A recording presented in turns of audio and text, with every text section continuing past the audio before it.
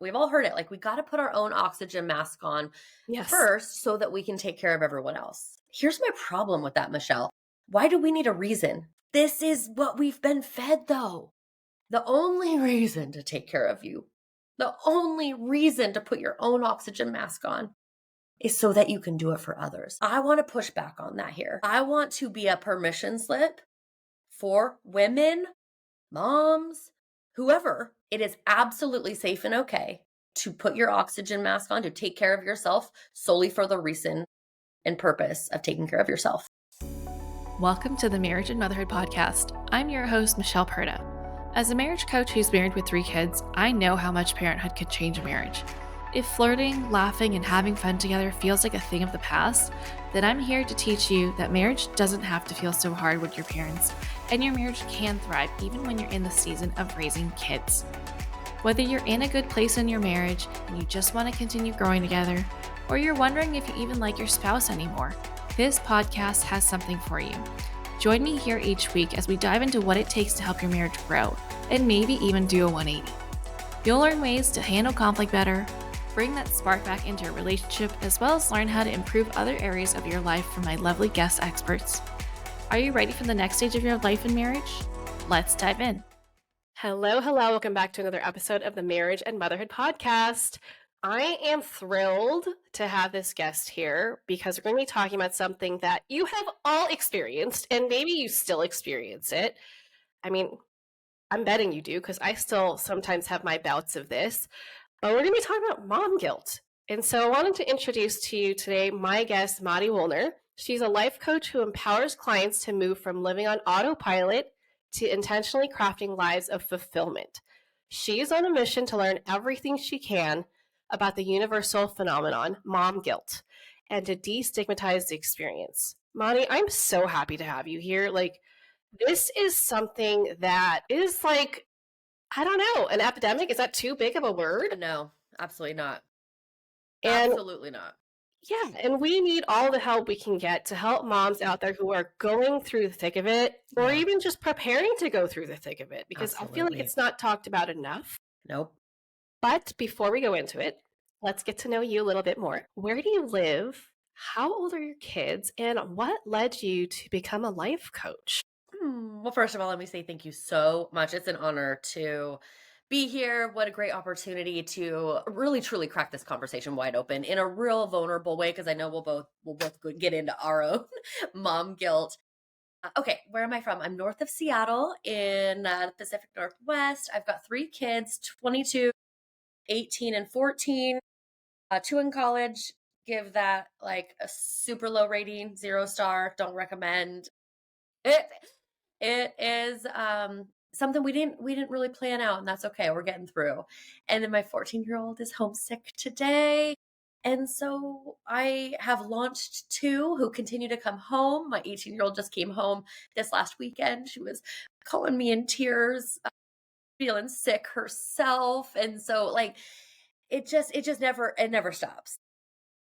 We're in the thick of it, even though they've launched. And then how did I become a life coach? So I started my first business in 2008 and I launched an insurance agency. And I started that agency from the ground up, building from zero. A lot of people who take over those businesses take over a book.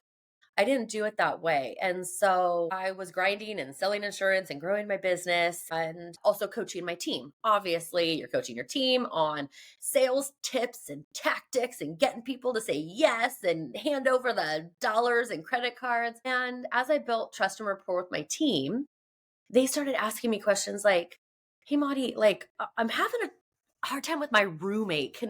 Can we just spend a couple of minutes talking about how I would address that conversation?" Or, "Hey, Maudie, I just bought a car and I'm realizing my debt is going. Can we talk about money?" Or, "Hey, Maudie," all these things outside of the scope of insurance.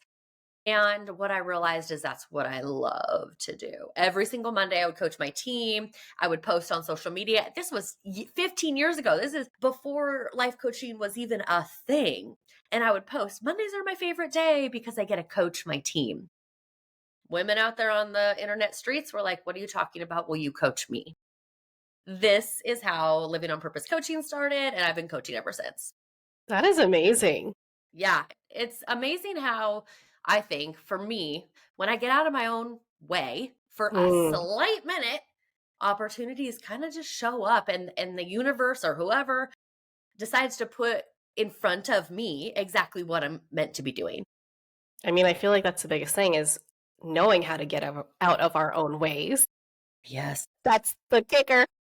I had a coaching call this morning, and that was literally my tough question for my client. Are you ready? Mhm. I said these words, are you ready to get out of your own way? Because you're the Yeah. only person just that's holding you back now. Yeah. You Yeah. got all the Truly. tools. Truly. Yeah. Well, thank you for sharing that. And so, listeners, obviously, she has a wealth of knowledge. She's got a 22-year-old. Okay. Now, I know a lot of you probably have kids that are much younger. And so, I wanted to take this opportunity to talk to someone who has been through different stages of being a mom, right? Having a kid who's gone through all of primary school and all of that. As if I'm English, I don't know why I called it that, but you know what I mean. Like, they're off to college, you have a full grown adult. Okay, well, they're not 26 yet, so technically their brain Uh-huh. isn't a No. full grown adult, but we're going to say they're legally an adult. And I wanted to ask you, when did you start experiencing mom guilt? And this is what I can't ask a lot of my guests, because a lot of my guests have kids who are younger, but how has it changed as your kids have gotten older? Yeah.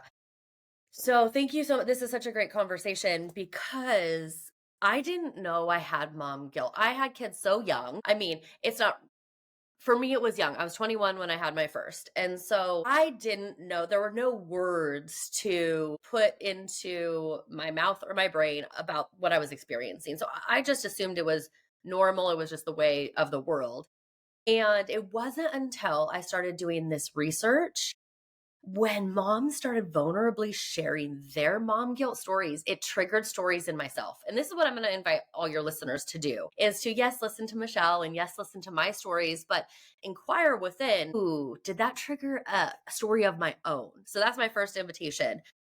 When I've been talking to all these moms, they keep triggering my own stories. It's wild. And so what I can tell you, Michelle, is the very first experience I had of mom guilt that I didn't know was mom guilt at the time was in pregnancy. And based on the research, this is when most moms experience it in pregnancy. And the what and I have many stories, but one of them was I was at my normal coffee stand going through, and I was extremely pregnant, and I had my, decaf mocha that whatever order, it was going to save my life that day because I was exhausted. And the barista held my coffee in her hand. She didn't hand it over, and she looked at my belly, and she looked at me, and she looked at my belly, and she looked at me, and she goes, there's caffeine in this. The judgment. The judgment. And I was like, well, first of all, no, I no, I didn't. It's called decaf. How am I supposed to know that? I'm a baby myself. And it was in that moment. And I have many stories, when I registered for pacifiers and my mom says, I didn't need pacifiers in my day. I'm like, shit, I'm already doing it wrong. So to answer your question, it was before I even became a mom, technically. In pregnancy is when my first experience of mom guilt. And to answer your question on how it's changed and morphed, social media has really messed us all up. Oh my gosh. And we'll get into that for sure. But how it's changed is I feel more alone now in my parenting journey than I did back then, which is crazy to say because social media was meant to, I think, connect us, and it's isolated us even more.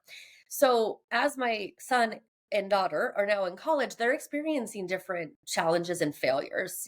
They're messing up all the time, just like we all did. And because it's their story, and because, like you mentioned, they're adults now, I'm really out of integrity if I'm talking about them. Mhm. Okay. So all of a sudden, they're messing up. I don't have anybody to talk to. I'm internalizing it as it's me, my fault, and I feel alone. And so the mom guilt kind of went from like, oh, they're kids, they're little babies, to like, oh, I have adults and I have nobody to talk to. What did I do wrong? Yeah. Where could I have changed? What should I have done different? Uh and yeah, that's where it's at right now. Yeah, I feel that. So I have a 15-year-old an 8.5-year-old and a soon-to-be 5-year-old, so it's, like, all over the place. Mhm. And I get what you mean. Like, I don't have anyone off to college, but I have a high schooler, which is the point where, their decisions start to be a little more permanent Yes. sometimes, right? And more impactful in the long run. And it's hard not to blame yourself for, like, oh, I wasn't good about teaching them this, or I should have been harder about this, or I should have been softer about this. It's just like never ending. Absolutely. Absolutely. And we know as life coaches that we're only responsible for ourselves, and they're making these choices, and that we learn from mistakes. So it is natural and healthy for them to make mistakes. But because we care so much, we want to shield them from the discomfort of learning these tough lessons. And we point it back to us like we didn't prepare them well enough. But it's like, are they meant to have a perfect life? Full Yeah. of comfort and no discomfort? No. So logically, it makes sense. But emotionally, it's hard to not feel that guilt. I know. I know. And just as we wouldn't necessarily take credit for all of their achievements, right? Like, Exactly. can we also not take credit for all of their failures as Mm, well? yeah, I like that. And I'm gonna need you to say that again because like that was really, really profound. And I think more people need to hear that. So Yeah. let's like soak in that. Can you say that again, please? Yeah. Just like we're not going to take responsibility or credit for all of their achievements, we're going to reflect that back on them. We're going to prop them up. We're going to give them the accolades that they deserve, just like we do that. Let's not take responsibility for their failures. Can we reflect it back on them and hold them to account for what they've done and what they're Yeah. So soak that in, Mhm. listeners. Okay. And you're probably going to need to remind yourself of this over and over and over again. Because I'm sure, Maddie, you're like, yeah, I have to remind myself this all the time. Yeah. Whenever I look at myself and I shit Mhm. all over myself, I'm like, Mhm. why didn't you? Wait a minute. Time out. Yeah. Time out. I did the best I could with what I knew and what I had Mhm. and the capacity that I had. Because it's a lot. There are so many variables to it, Absolutely. right? Absolutely. Okay, so here's a harder question. Mm. Do you think mom guilt ever goes away? Or do we just learn to manage it? Yeah. I don't think it ever goes away. At least it's based on the research and based on the moms that I'm talking to that have 40-year-olds children. I'm talking to everyone, which is really helping the data and also giving me really great information on what we can do differently. Like, so does it ever go away? Absolutely not. And you said, or do we just learn to manage it? I think we don't. I think moms are not doing this. And this is the problem. We Mm-hmm. know it's there. We know we have it. It never goes away. And yet we're not making any intentional decisions to move through it, past it, around it. And so this is the invitation with this conversation is to become more aware, reflect deeper on your stories and your experiences and maybe ask yourself, "Ooh, how would I have done that differently?" Let's do it without shame and judgment. And as we continue to do that, as we continue to ask ourselves, "Ooh, I see it there in my past. I wish I would have done something a little differently." Then, then what happens is when the guilt shows up again, we are able just to spot it so much faster and truly ask ourselves, am I making this decision on default because of mom guilt? Or can I make a decision with intention and purpose based in all the things we know, integrity and my core values and my intuition versus shoulds, have to, must, mom guilt? Okay, listeners. Now, I want you to just like let that sink in because what she shared is in alignment with communication as well, right? When you're arguing with your spouse and you haven't yet learned how to communicate effectively, you're going to do it on autopilot. But when you start to wake up and recognize that you also have a choice in this, you have a say in how it plays out, you get to that point where you're like, Here's that fork in the road where I can choose to pivot and navigate this intentionally. Or I can continue doing what I always do. And then I'm stuck on a hamster wheel where it's like, okay, we're going to fight. We're going to experience the same bullshit over and over and over again and let this tear our marriage apart. Or I can be like, what would be the most helpful thing to do in this situation? Right? So being intentional spans across all facets of your life. And mom guilt is no different. Okay? Like, being intentional has truly changed my experience of mom guilt. And this has been so relevant because, like, before we hit record, I told Mari, I was like, I have an example I'm going to share. So I just spent the last 2 weeks sick. Sick myself, my kids being sick, my husband being sick. It was just a hot mess in this house. Okay. We were on pure survival. And in the past, I would have been like, only men get man colds, right? Women who are sick still get shit done. We're still going to cook. We're still going to clean. We're still going to be productive because that is what we do. And who's going to do it if it's not us? This time around, I was like, I am sick. My job is to get better. That is my only job. And so I'm going to release myself of all the bullshit noise. And the kids are going to eat frozen nuggets and frozen pizza, leftover spaghetti, whatever is the easiest thing to prepare to fulfill my obligation of taking care of them, making sure they have food because they can't prepare it themselves yet, right? And everything else is just, I'm just going to sit on the couch and get better. I'm going to be a bum and I'm going to be really good at it. And once I'm better, I can get back to being there for them, how I like to be, how they need me to be, how I choose to be. And I'm not going to feel guilty for letting myself get better because what happens when they're sick or my husband's sick? I do more. And so when I'm sick, guess who does more? Everybody else. Everybody's got to chip in. They also have to be more okay with, status quo being a little different. And that's just how it is. And I felt so liberated. Oh, I love that. I love that. And I feel like this conversation and these stories are just permission slips. Permission slips for me, for the listeners, and for anyone who is tuning in and leaning into this conversation of acknowledging mom guilt and then taking care of yourself the way that you need to in that moment. I've been having like an, I don't know, existential crisis or conversation with myself about this whole self-help phrase that you've heard, that we've all heard, that I think is relevant here. We've all heard it. Like, we got to put our own oxygen mask on first so that we can take care of everyone else. Here's my problem with that, Michelle. Why do we need a reason to save ourselves? This is what we've been fed, though. This is part of the problem. The only reason to take care of you, the only reason to put your own oxygen mask on is so that you can do it for others. I want to push back on that here. I want to be a permission slip for women, moms, whoever. It doesn't matter who's listening.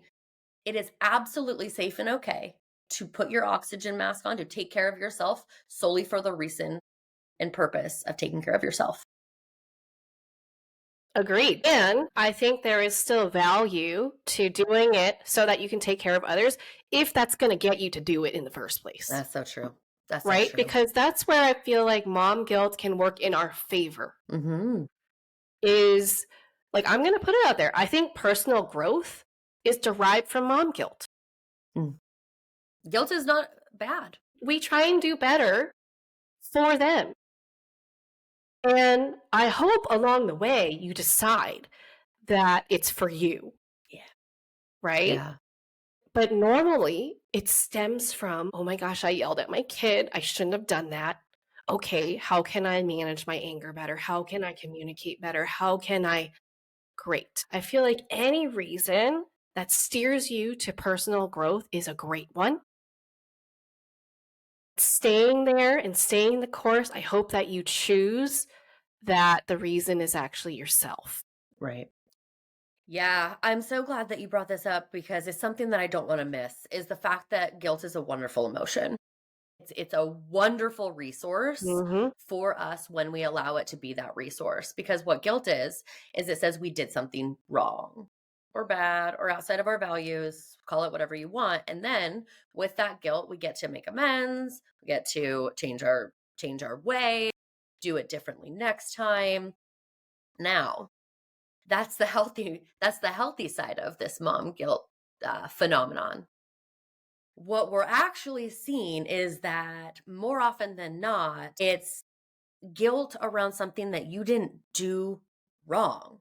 There's Hmm. nothing wrong with wanting to take care of yourself when you're sick. There's nothing to make amends with there. There's nothing to change.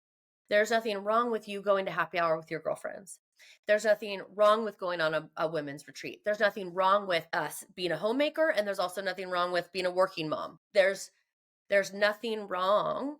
But what happens is we put the guilt on those things. All my friends are going out for happy hour. I really, really, really could use it. Guilt comes in. I shouldn't. I should be home. Who's going to make dinner? What are they going to do? Da, da, da, da, da. You stay home, and that holds you back from personal growth. Hmm. That holds you back from personal development. That holds you back from being a better, whatever you want to be better at. Mom, human, person, whatever. And so it's misplaced. But we gotta acknowledge it. Like, when is this the quote unquote right kind of mom guilt? And when is this just totally getting in the way of me living intentionally with purpose and how I want to? Yeah. And I want to bring this back to the conversation where we said that mom guilt doesn't go away, right? Okay. Yeah. Girls' night out, mom guilt. Like, I feel like that's a pretty standard example. Now, what we're saying is you can choose what you do with it, right? I experience mom guilt when I get invited to go out because I know that that means a change in their routine. And they're probably going to miss me because, they want what they can't have. And yeah, I feel bad that they feel bad, but I don't feel bad for them enough to sacrifice my own need for connection that has nothing to do with them, that is just for me. Because I know that when I go, I'm going to remember who I am. Mm, I'm going to rejuvenate my sense of life force and be able to come back and have a larger capacity to be who I want to be as a wife, as an individual, as a yep. mother, as a business owner. And so I think what we're saying here is, yeah, feel your mom guilt, but investigate it. Yes. Look at it from both sides. Okay, what if I don't go? What if I do go? Right? I think we cut off the thoughts too soon of what if I go? Oh my gosh, catastrophe. Okay, well, what if you don't go? Yeah. Then what? Burnout, regret, FOMO. Like, I feel like in a world where we can't win fully, like 100%, let's choose the situation that we're going to be happiest in. What can we live with more? Absolutely. Yes. And you said, bad enough. Is this going to feel bad enough? And my invitation is to remember it's going to feel bad. Hmm. Like, when we start a new workout routine, we feel pretty shitty. Like, first of all, we don't want to do it. Second of all, it hurts. And then you're sore for 3 days. Like, there is a sacrifice. There is a cost to working out. There is going to be a cost associated with prioritizing self once in a while. And this is going to be just like working out. It's going to be a muscle that we're going to continue to flex over and over and over. And we're just going to get more and more and more comfortable with it. So if this feels really yucky in the beginning, I want to just remind everyone that that is absolutely normal. Like, you're on the right track if it really hurts. If you're getting pushback from your whole entire family, if you're getting questions from all the people, what about the kids? This is normal. It's intended to, quote unquote, keep you in your place. And this is where we don't want you. We do not want you in your place that someone else has defined for you. We got to create our own place. Yeah. So essentially it creates resilience, right? The Yeah. more we experience it and we practice it, the less awkward it's going to Hmm. feel. right? And that's also the same with communication. You're going to be like, oh, this doesn't feel great. It feels foreign because I naturally want to do this. Okay, but that isn't working for you. So the more you practice, the easier it's going to get, and you're going to be able to navigate it more. So, like I said, the resilience piece is crucial to mention, right? Mom guilt. Yeah, you're going to experience it, but guess what? You're also going to bounce back from it so much faster, which means that you're going to be more present with whatever you choose to do outside of staying home with your kids all the time. Yep. I'm so glad you mentioned happiness. I'm so like, can we just prioritize that? Can we just put that first? Right? Like, if you don't know, like, what if someone doesn't know? I don't know what to do. Let's ask the question, like, what's going to, in the long run, make me a happier person? Because I don't know about you, but I want my kids to be happy. Hmm. And what are our kids doing all the freaking time? Modeling our behavior, modeling our emotion. If we're self sacrificing, that's what they're going to do constantly. If we are like, you know what's going to make mommy so happy, then we give permission, especially to our girls, but to everyone. Your happiness can be a priority. Your happiness is a priority. Yeah. And I think that's the challenge is because we are this way because this is what we saw. And so now we're stuck in this space where we have to choose to repeat prior generational thinking or break free from it, which is work, and really become intentional about what are we trying to create, even though it feels different, even though it's new. How do we do this? And so we're saying, yeah, it takes kind of a pioneer Yeah, mindset, absolutely. right? Go to the uncharted grounds for what you want. If you're And not happy with what you have now, that's what it's going to require. So it does involve some courage. But yeah, guess what? You got so many people backing you and supporting you. Me and Maddie are absolutely. just two people of the so many people that are trying to break free from this like stupid idea that Hmm. our place is just in our home. Now, if this is your choice and you love it, power to you. But if you want more, it is there for you. Yeah, absolutely. And it's just another opportunity to show the kids that they can also be a pioneer. I love that word. I love that you use that word because I don't know where about you, but thinking back on the kids, it was very prescribed. Like sports was important. Hmm. Sports was number one, and all these things that not all of our kids fit into that mold.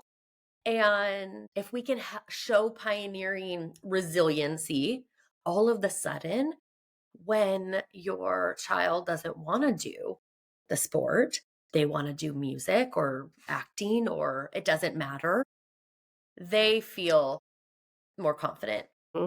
They have the permission slip because they watched us do it.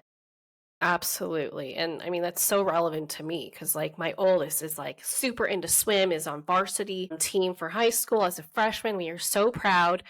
And my middle child, he agreed to do basketball for the season. And I was like, quickly, he's not going to rejoin this. This is not his thing. Right. And I could easily be like, but I want to be a basketball mom. And so you're going to go. But you know what? He finished his season. And I was like, so what did you think? You want to do this again? He's like, no, I understand. And I'm not going to push it, but we're going to Yeah. find something because I don't want you to be a lazy Yep. ass. But Yep. we're going to find your thing that you could be passionate about. And my daughter, like we already know, she's probably going to want to do something theatrical and all Mm. that because she loves singing and dancing and whatever. But truly, it does require us as parents to demonstrate our own courage to do things our way, not look to the past and be like, oh, let's rinse and repeat that.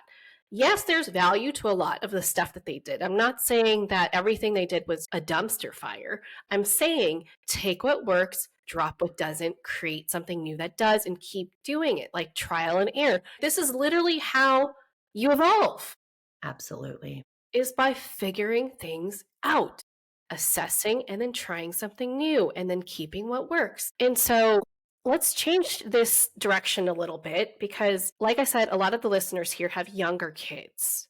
So we arguably have had more experience with becoming resilient with mom guilt. Now, what would you say to moms of younger kids who are in the thick of it and are like, oh my gosh, this guilt is like so consuming. It is overwhelming me. I am so anxious. And, I had kids when COVID came, and, like that's a whole other thing. Just becoming parents in general already brings out some anxiety. And then add in the pandemic, right? Like, Mhm. fortunately, it was my youngest that was born during the pandemic. So I was like, you know what? She's fine. Like, Yeah. we know what we can do, what we're okay with. But for those who had kids for the first time during that period, they're probably really feeling it still, maybe Mhm. not even having gotten out of it yet. What do you have to say to those people? Yeah. I feel you. I see you. And you said that my experience, because I started 23 years ago, you mentioned I have more resiliency. And you know what? I'm going to push back on that, Michelle, because I think the folks that you're talking about are building more resiliency than I ever needed. Yes, agreed. And so I want to just give credit to the folks who are in it right now. And let me tell you why they need more resiliency. Social media, like Yeah. plain and simple. Okay, so we're living in the Pinterest perfect world and we are bombarded with what it is supposed to, in air quotes, look like to parent perfectly, pandemic or not, job loss or not, sickness or not. I had kids 23 years ago. There was no social media. And also, the other advantage that I had was I was the first in my peer group. I had kids young. So I did not have any friends who were slaying. Mm. So I didn't have to slay. I was the first. I was like, oh, I'm doing the best that I could. I'm a college dropout. I'm a big fat failure. Whatever I do is awesome. And so, because I had those advantages, I didn't need the resiliency. I can see how mom guilt affected me still, but it's just so less Different. hyper. Yes. Yeah. And so, what I would say is I'd be curious to know if one of the biggest contributing factors to the mom guilt is social media and comparison in particular, and compare and despair. And if the answer is yes, what can we intentionally do to own our input? So we're taking ownership and responsibility for what we are allowing to be input into our minds and our bodies and our world. So that would be my tip Yeah. is own your input, figure out what boundaries around whatever makes you feel like a piece of shit mom and pull that out, get rid of it. Unsubscribe, unfollow, Unfollow. Mhm. everything. Yep. That's what I would say. I hate some of these things because they sound cliche and simple and you've heard them and they make sense They work. and they work.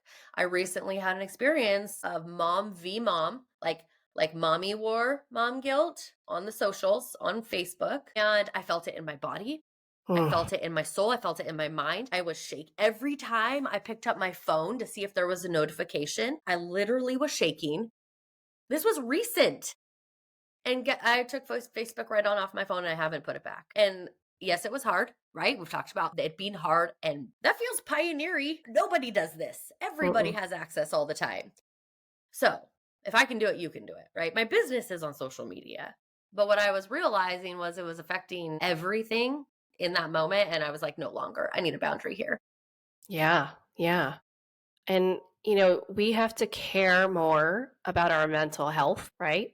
Now, I don't mean don't experience any discomfort because we need discomfort to grow, but we have to understand where that line is crossed, where it becomes harmful, Yeah. Yes. right? So I like your phrase, compare and despair. Is that what you said? Yeah. That is so true. But like I experienced that in the past as well. And I learned, okay, you know, I'm allowing you to be in my feed, which means I can allow you to gracefully exit. And I have that choice.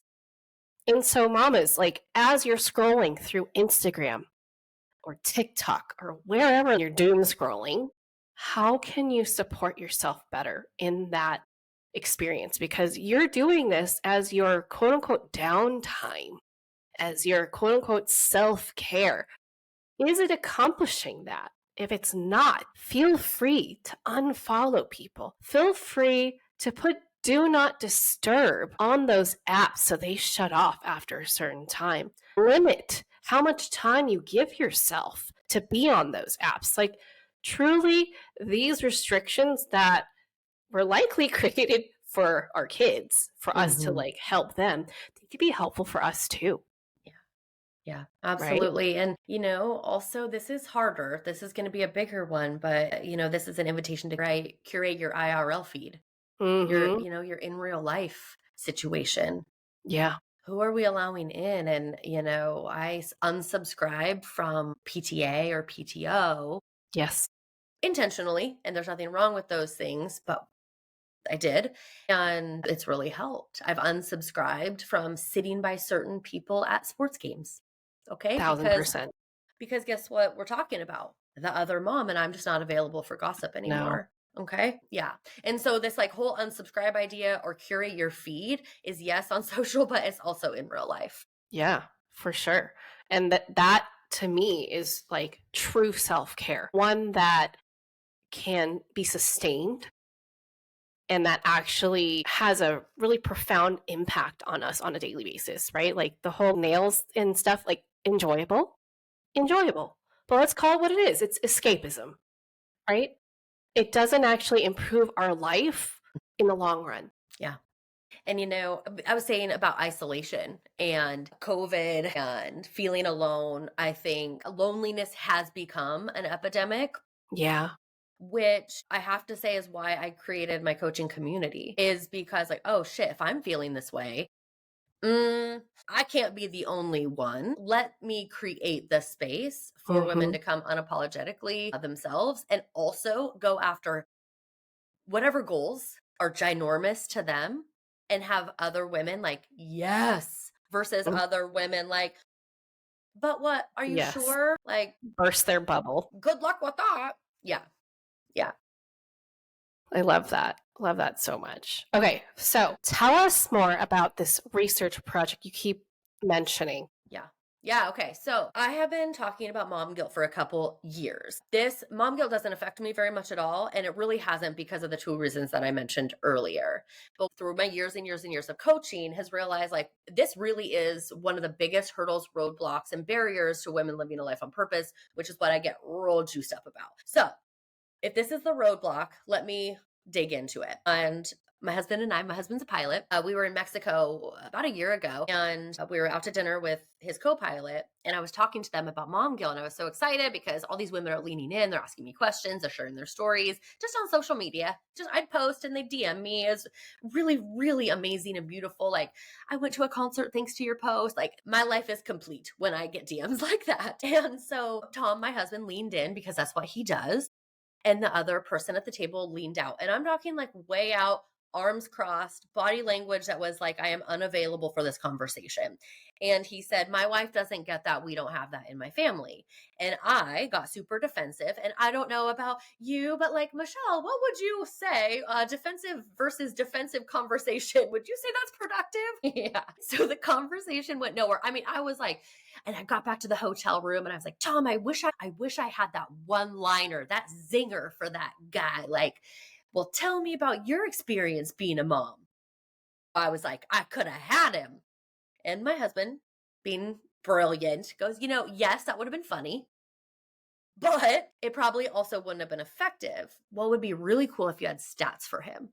Because what I was saying is feeling. I'm feeling, we're feeling. This is an emotion, feminine. Yep. I'm discounting it, but let's not. He said, for this conversation, it would be cool to have stats. And then I created the survey because I wanted to be able to combat defensiveness with facts, with data that is indisputable. And so this is how I started the Mom Guilt survey. And the research is coming in. And it's cool because I started it for that conversation, but benefit that is been uncovered is the first step in addressing your mom guilt. And the first step of addressing any change you want to make, I believe, is awareness. And again, I hate these like self-helpy Start with awareness, but I want the how. Like, I want the, like, tell me what to do. I don't know what you're talking about. And you're telling me to get aware. What? Like, give me the steps. And so the mom guilt survey is the first step. It is the way to find a sliver of awareness because it asks questions that encourages us to remember and recall experiences. And as we remember and recall experiences, the unintended side effect is awareness. And then you're done with the survey and you go into real life and you're like, I should have put this in the survey. This is also what I'm getting. Oh, I forgot to say this. Oh, I forgot to say that. This is the reason. And so you can spot it in real life. You're now aware. And then you get to do what we've been talking about is live with intention. I love it. I love it. Okay, moms, go help her out. Fill this out. Okay. Where can people connect with you? Yeah, let's hang out on Instagram. I feel like it's just a kinder space right now, and that's where I've been kicking it. So Instagram is where it's at, and I also will be relaunching my podcast, so the Living on Purpose podcast as well. That's a real good place to connect. Awesome. Well, I appreciate you for being on the show. This is one of my favorite conversations I've ever had on my show. What? Yes. Yes. Oh my Okay. gosh. So we're almost at like 170. So feel special. I do. But listeners, if you love this conversation, go show her some love by filling out the questionnaire. Follow her and connect with her. Let her know you found her from this episode. And also, if you have mom friends, which you should, send this episode to them. I bet you this is what they needed and just didn't know. Okay? And that's all I got for you guys today. This was like a really full conversation, a full deep dive on mom guilt. And I hope that you are walking away from this feeling so empowered to do something about it, because that was our intention behind this episode. And let us know what you resonated with most. Let us know what you plan to do with this going forward, okay? Because this is not like, oh, I'm going to listen and let it die in my brain. No, this is like a call to action. I want you to rally all the courage that you have to go make a change in your life for the better, because we are your cheerleaders. Even if we've never met you in real life, we are cheering you on because you are part of the Mom Club, okay? Absolutely. So anyway, thanks for listening. Go do all of the things that I asked you to do, please. And I'll catch you back here on the next episode. Thank you so much, Mari. Thank you, Michelle. That's it for this episode. I hope you enjoyed it as much as I enjoyed making it. If you did, please send me a message over on Instagram at Michelle Perta Coaching to let me know what you loved most about it. Hearing from my listeners is my absolute favorite. And if you've been loving this podcast, please leave a rating and review. This will help people like you find the show and get the help they need. Catch you here on the next episode. Bye.